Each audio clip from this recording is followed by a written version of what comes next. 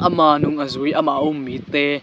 ama I lim le ama I nun zia Christ like lecture chi khazi tokibang nun zia anei ding na ite hong de ina hong lunggur ai manina ite zong ama nun zia mai ke khap te hong la salim pha te izui de na tunin akizon nom hiang hello ve kamila jing sang pha chi na thak in homework ke nom nge ibang hun pha ngai manna biak sian min phatma sa hang tuni February somni legia tuni le somni lego February kha di na ni top ni tuni saban ni jing sang pha honga sak biak sian min phatma sa hang biak sianin aton tung le aton tungin min phatna nga aton tung den ta hen amen himal kim biak sianin tu phang pesok ta hen chin jong tunget na pha hong pi ai nge in tuni ni sim kha da za de atuluin abang yam chile pasian ji thuloi hi in ilai sang mun ve kembina sim khom ni mo Isaiah somnga le thum aneuni ama in eite mit hongla ding in hoina le kilom na nei lowa eite ipla ding in mel hoina nei lo hi ilai sang do simna tung don bek busanin athak in tel siam na tupa mimal kim tu ang bok sukta hen amen etuken nai pai ma ina hi page des piang nel YouTube TikTok Facebook ai zangina like follow and share hi na ni simina tha la khom ni chin ha ang zon ngai tung da mai tu ni na hi pasian chi thulu to tha la khom di hiang tu ma kum tul ni lai ina to ba jesu leitunga ming ina ang pai hi ming inang pai ma leitung pian chil en ki bang hilang I thei sabana to ba jesu pen leitung pian chil Abraham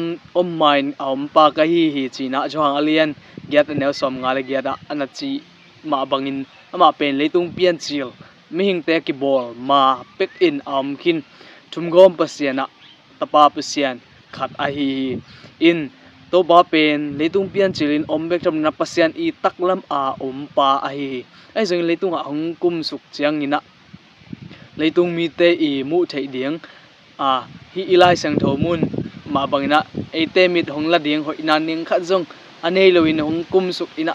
kilom na nei lo in hong kum suk bek tham rina ite ibla na ding me hoina nei lo azong ma bong an kuang sunga ang suak hita zen hi in banglian kumpi pa ite ading na akiniam khiat aniam pen muna ang kum suk ai na te in ite inun ta na bangza takin amain ite hong I hiam chi hong la anok na hi in to pai na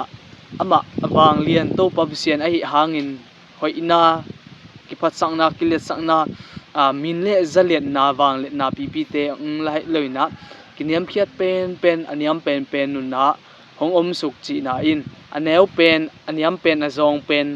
achimo pen mi ten ngon ading in to pa hi hon pa hi alom pa hi chi hong musak bek thamin how mi te ading in zong wa tung kumpi pa how pasian hauna camp wi bulpi hai na te hang in ama in mi camp de dan lo hi mi camp I thi chi hong la nop na zong ai in pabsian ina ete hong it ma maina ete ading na ai bangina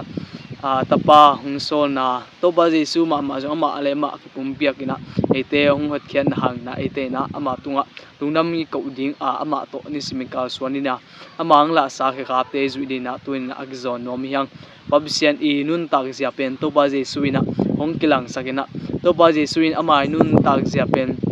ama nung azui ama mi te ama I lim le ama I nun zia Christ like lecture chi khazi tokibang nun zia anei ding na ite hong de ina hong lunggur ai manina ite zong ama nun zia mai ke khap te hong la salim pha te izui de na tunin akizon nom hiang mimal kim biak busen athak in tu phang bok suk ta hen amen